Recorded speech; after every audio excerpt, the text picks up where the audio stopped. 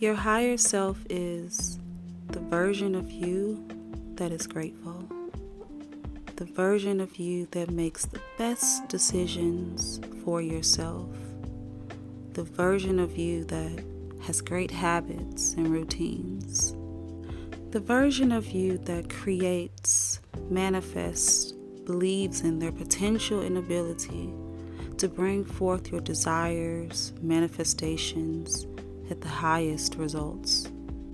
The version of you that loves and accepts you. Your authentic self that does not care what other people perceive or think about you in the way that you express yourself. The version of you that follows your intuition and takes divine inspired action. The version of you that does what you said you will do.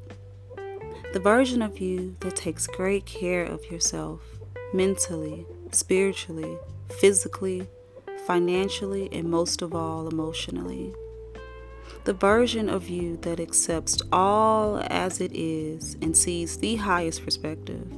The version of you that simply takes action and isn't afraid of rejection. So instead of responding emotionally, just put a boundary in place. You see, being in your divine feminine is being a woman who is ruthlessly savage about her self-preservation. The divine feminine is the most beautiful rose with the sharpest of thorns.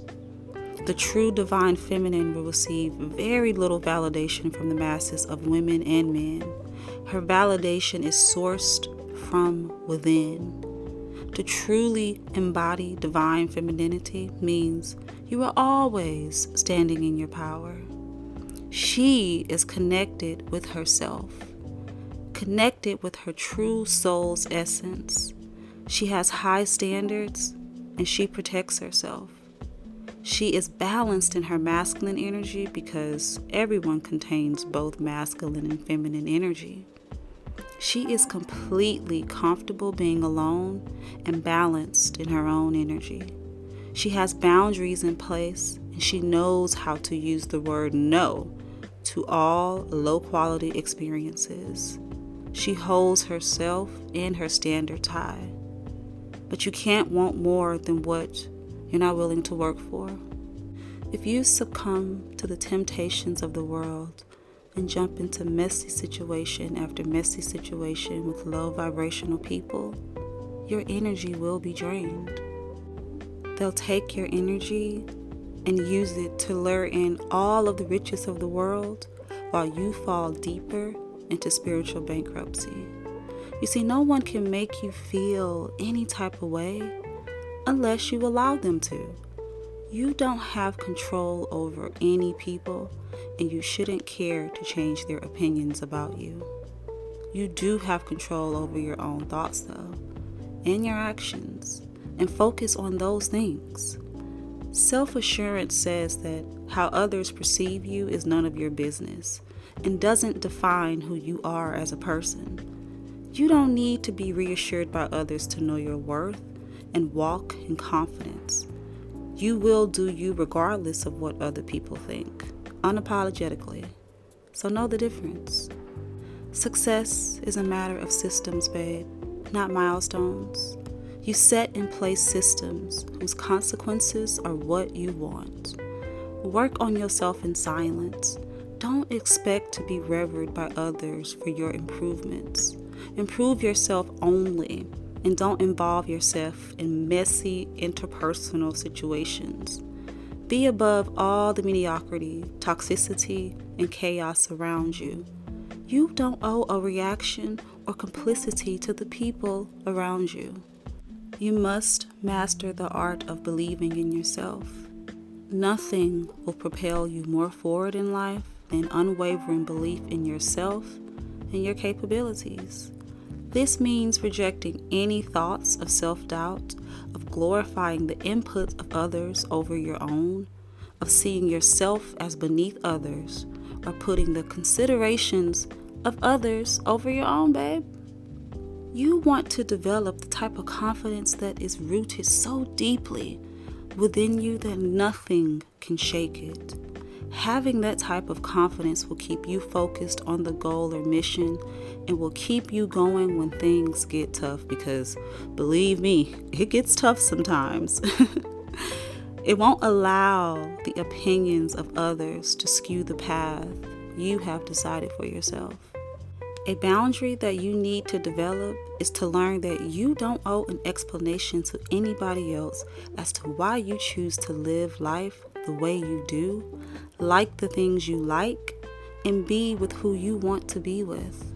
Sometimes we put too much emphasis on the idea of others approving our choices subconsciously, that we end up feeding the monster of people pleasing, in which turns makes us timid, insecure, and miserable. The right circle of friends around you will give you the worldly support that you need to get through life. Regardless of how much our generation may romanticize isolation, the truth is that we were put on this planet to live in community. We were never meant to do life alone. But it is better to be alone than be surrounded by the wrong people. And it's even better to be surrounded by the right people than to be alone. You are not crazy, babe, okay? When you decide to start breaking generational curses, those who resent seeing you rise and leave behind harmful and toxic ways will begin to pray for your downfall. You gotta protect yourself and not be overly open and trustful of others all the time. More often than not, it is those closest to us who can wish us the most evil. Stay alert out here. You disrespect and dishonor yourself anytime you choose to overshare with someone who doesn't have your best interest at heart. Close your mouth. Don't give them the ammunition to destroy you. Personal growth oftentimes attracts negativity from those who are uncomfortable with change. The sad reality is that it is often those closest to us who may resort to undermining tactics such as negging, gaslighting, constant pessimism, covert jealousy, or energy-draining behaviors to bring us down and derail us from our path to success. Their actions mirror their own internal struggles, not a reflection of our worth. Consistency will always beat perfection, and it's the consistency of small and imperfect steps that produces the perfect outcome. You don't have to have it all figured out immediately, babe. Just keep going. It will come all full circle in the end. Remember to always speak life into yourself.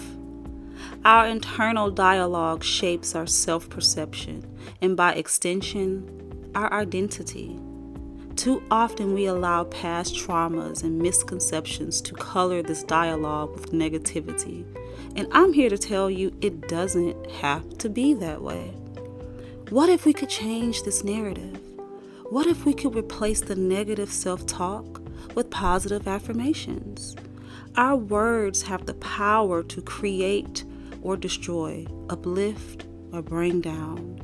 When harnessed correctly, this power can lead to profound changes in our life and our self-identity. The power of life and death lies in our tongue. It's up to you to use that power to speak life into you and into your life. I really hope you guys enjoyed these wonderful words of encouragement. And as always, thank you so much for your love and support throughout the years.